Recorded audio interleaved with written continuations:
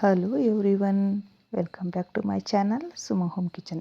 ಇವತ್ತು ತುಂಬ ಸರಳವಾಗಿ ಮನೆಯಲ್ಲೇ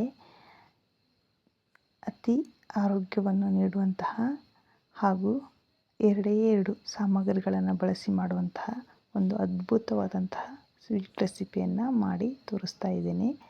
ಇದಕ್ಕೆ ಬೆಳಲೆಹಣ್ಣು ಹಾಗೂ ಬೆಲ್ಲ ಇದ್ದರೆ ಸಾಕು, ಅದ್ಭುತವಾದಂಥ ಸ್ವೀಟನ್ನು ಮಾಡ್ಬೋದು.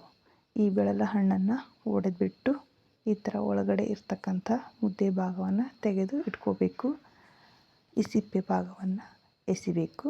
ನಂತರ ಒಂದು ಅಗಲವಾದ ತಟ್ಟೆಗೆ ಈ ಹಣ್ಣುಗಳ ಒಳಗಿನ ತಿರುಳನ್ನು ಹಾಕಿ ನಂತರ 2 ಕಪ್ ಆಗುವಷ್ಟು ಬೆಲ್ಲವನ್ನು ಹಾಕೋಣ.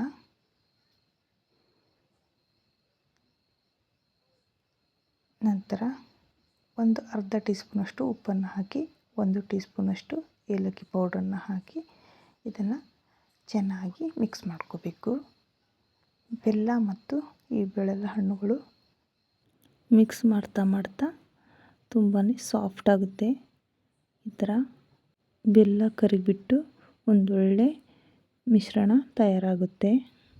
ಈ ಥರ ಬೆಲ್ಲ ಕರಗಿ ಅದ್ರ ಜೊತೆಗೆ ಚೆನ್ನಾಗಿ ಹೊಂದ್ಕೊಳ್ಳುತ್ತೆ.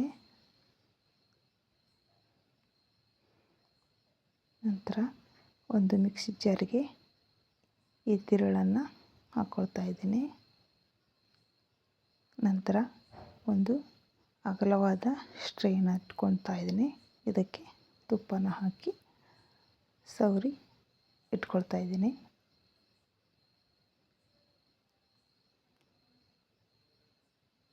ಈ ಸ್ವೀಟನ್ನು ಸ್ಟವ್ ಹಚ್ಚೇನೆ ನಾವು ತಯಾರು ಮಾಡಬಹುದಾಗಿದೆ. ನೋಡಿ, ನುಣ್ಣಗೆ ಇದನ್ನು ರುಬ್ಕೊಳ್ತಾ ಇದ್ದೀನಿ. ಒಳ್ಳೆ ಪೇಸ್ಟನ್ನು ತಯಾರಿಸ್ಕೋಬೇಕು. ಇದನ್ನು ತುಪ್ಪ ಸವರಿದ ತಟ್ಟೆಗೆ ಹಾಕಿಟ್ಕೊಳ್ತಾ ಇದ್ದೀನಿ. ಬೆಳಲೆಹಣ್ಣುಗಳಲ್ಲಿ ಬಹಳಷ್ಟು ಬೀಜಗಳಿರುತ್ತೆ.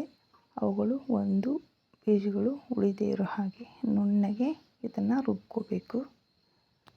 ನಾನು 2 ರಿಂದ 3 ಬಾರಿ ರುಬ್ಕೊಂಡು ತಟ್ಟೆಗೆ ಹಾಕ್ಕೊಳ್ತಾ ಇದ್ದೀನಿ.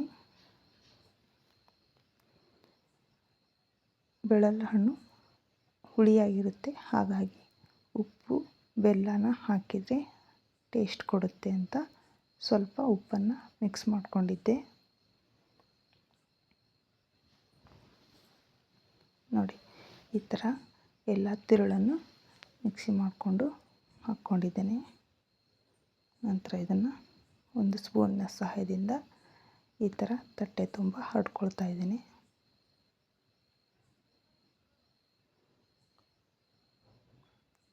ನೋಡಿ, ಎಲ್ಲೋ 2 ಬೀಜಗಳು ಉಳಿದುಬಿಟ್ಟಿದೆ. ಅದನ್ನು ಹೊರಗೆ ತೆಗಿತಾ ಇದ್ದೀನಿ. ಬೀಜಗಳು ಇರಬಾರ್ದು, ಯಾಕಂದರೆ ಇದು ಪೀಸಸ್ಗಳಾಗಿ ಕಟ್ ಮಾಡಲಿಕ್ಕೆ ನಮಗೆ ಬರೋದೇ ಇಲ್ಲ. ಬೀಜಗಳು ಉಳಿದ್ಬಿಟ್ರೆ ಪೀಸಸ್ಗಳು ಚೆನ್ನಾಗಿ ಬರೋದಿಲ್ಲ. ಹಾಗಾಗಿ ನುಣ್ಣಗೆ ಇದನ್ನು ತುಂಬ ಚೆನ್ನಾಗಿ ರುಬ್ಕೋಬೇಕಾಗುತ್ತೆ ಮೊದಲೇ.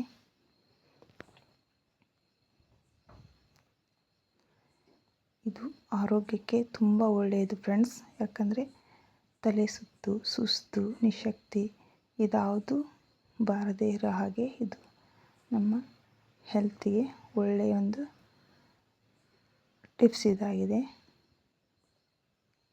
ನಿಶಕ್ತಿ ಇರೋರಂತೂ ಇದನ್ನು ಸೇವನೆ ಮಾಡೋದ್ರಿಂದ ಒಳ್ಳೆಯೇ ಬೆನಿಫಿಟ್ ಇದೆ. ತುಂಬಾ ಈಜಿನೂ ಇದೆ, ಯಾಕಂದರೆ ಮಕ್ಕಳು ಬೇಕಾದರೆ ಇದನ್ನು ಮಾಡ್ಬೋದು. ಸ್ಟವ್ ಆನ್ ಮಾಡಬೇಕು, ಕುದಿಸಬೇಕು, ಬೇಯಿಸಬೇಕು, ಫ್ರೈ ಮಾಡಬೇಕು, ಇದ್ಯಾವುದು ಇದರಲ್ಲಿ ಇರೋದೇ ಇಲ್ಲ. ನೋಡಿ, 2 ರಿಂದ 3 ಅವರು ಹೊರಗಡೆನಾದರೂ ಇಡ್ಬೋದು ಅಥವಾ ಫ್ರಿಜ್ಜಲ್ಲಾದರೂ ಇಡ್ಬೋದು. ನಾನು ಫ್ರಿಜ್ಜಲ್ಲೂ ಸಹ ಇಟ್ಟಿರಲಿಲ್ಲ, ಹೊರಗೇ ಈ ಟೈಪ್ ಇದು ಗಟ್ಟಿಯಾಗಿದೆ. ನೋಡಿ, ನಿಮ್ಗೆ ಯಾವ ಶೇಪ್ ಬೇಕೋ ಆ ಶೇಪಲ್ಲಿ ಕಟ್ ಮಾಡ್ಕೊಳ್ಳಿ. ನಾನು ಸ್ಕ್ವೇರ್ ಶೇಪಲ್ಲಿ ಇದನ್ನು ಕಟ್ ಮಾಡ್ತಾಯಿದ್ದೀನಿ. ನೋಡಿ, ಚಾಕುವಿಗೆ ಸಹ ಒಂದು ಸ್ವಲ್ಪನೂ ಅಂಟಿಲ್ಲ. ಆ ಥರ ಚೆನ್ನಾಗಿ ಕಟ್ ಮಾಡಲಿಕ್ಕೆ ಬರ್ತಾಯಿದೆ. ಒಳ್ಳೆ ಚಾಕ್ಲೇಟ್ ಕೇಕ್ ಥರ ಕಾಣಿಸ್ತಾ ಇದೆ ನೋಡಲಿಕ್ಕೆ. ತುಂಬ ಚೆನ್ನಾಗಿರುತ್ತೆ ಫ್ರೆಂಡ್ಸ್. ನೀವು ಇದನ್ನು ಖಂಡಿತ ಟ್ರೈ ಮಾಡಿ. ಹಾಗೆ ಇಲ್ಲಿವರೆಗೂ ಯಾರು ನಮ್ಮ ಚಾನಲ್ಗೆ ಸಬ್ಸ್ಕ್ರೈಬ್ ಆಗಿಲ್ವೋ ಅವರು ದಯವಿಟ್ಟು ಸಬ್ಸ್ಕ್ರೈಬ್ ಆಗಿ ಬೆಲ್ ಬಟನ್ ಒತ್ತಿ ಆಲ್ ಅಂತ ಕ್ಲಿಕ್ ಮಾಡಿ ನಿಮ್ಮ ಫ್ರೆಂಡ್ಸ್ ಆ್ಯಂಡ್ ಫ್ಯಾಮಿಲಿ ಕೂಡ ಶೇರ್ ಮಾಡಿ. ನೋಡಿ, ತಟ್ಟೆಗೂ ಸಹ ಸ್ವಲ್ಪನೂ ಅಂಟಿಲ್ಲ. ಎಷ್ಟು ಈಸಿಯಾಗಿ ಪೀಸಸ್ಗಳು ಬರ್ತಾಯಿದೆ ಅಂತ. ಇದನ್ನು ನಮ್ಮ ಅಜ್ಜಿ ಟ್ರೈ ಮಾಡ್ತಾಯಿದ್ರು. ನಾವು ಚಿಕ್ಕವರಿರುವಾಗ ರಜಕ್ಕೆ ಅಜ್ಜಿ ಊರಿಗೆ ಹೋದಾಗ ಬಿಳಲ ಹಣ್ಣುಗಳನ್ನು ತಂದುಬಿಟ್ಟು ಅಜ್ಜಿ ಒರಳು ಕಲ್ಲಲ್ಲಿ ರುಬ್ಬಿ ಈ ಥರ ಪೀಸಸ್ಗಳನ್ನು ಮಾಡಿ ನಮಗೆ ತಿನ್ನಲಿಕ್ಕೆ ಕೊಡ್ತಾಯಿದ್ರು. ನನಗೆ ಚೈಲ್ಡ್ಹುಡ್ ತುಂಬಾ ನೆನಪಾಗ್ತಾ ಇದೆ ಇದನ್ನು ನೋಡಿ. ಇದು ನಮ್ಮ ಅಜ್ಜಿ ತಿಳಿಸ್ಕೊಟ್ಟ ರೆಸಿಪಿ ಅಂತಲೇ ಹೇಳ್ಬೋದು. ನನಗೆ ನಮ್ಮ ಅಜ್ಜಿ ಅಂತೂ ತುಂಬಾ ನೆನಪಾಗ್ತಾ ಇದ್ದಾರೆ ಇದನ್ನು ನೋಡಿ. ನೀವು ಇದನ್ನು ಟ್ರೈ ಮಾಡಿ ಫ್ರೆಂಡ್ಸ್. ಹೇಗಾಗಿದೆ ಅಂತ ನನಗೆ ಕಮೆಂಟ್ ಮಾಡಿ. ತುಂಬ ಪರ್ಫೆಕ್ಟಾಗಿ ಚೆನ್ನಾಗೇ ಬಂದಿರುತ್ತೆ. ನೋಡಿ, ನಾನು ತಟ್ಟೆಗೆ ತೆಗೆದಿಟ್ಕೊಳ್ತಾ ಇದ್ದೀನಿ. ನೋಡಿ, ಸಾಫ್ಟಾಗಿ ಸ್ಪಾಂಜಿನೆಸ್ ಆಗಿ ಬಂದಿದೆ. ಇವುಗಳನ್ನು ಈ ರೀತಿ ಸೆಟ್ ಮಾಡಿದ್ದೀನಿ.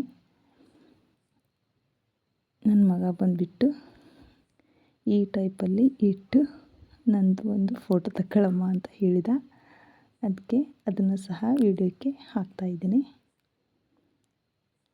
ಹಾಗೆ ಈ ವಿಡಿಯೋ ನಿಮಗೆ ತುಂಬ ಇಷ್ಟ ಆಗಿದೆ ಅಂತ ಭಾವಿಸ್ತಾ ಕೊನೆವರೆಗೂ ನಮ್ಮ ವಿಡಿಯೋನ ವಾಚ್ ಮಾಡಿದ್ದಕ್ಕೆ ತುಂಬ ಥ್ಯಾಂಕ್ಸ್.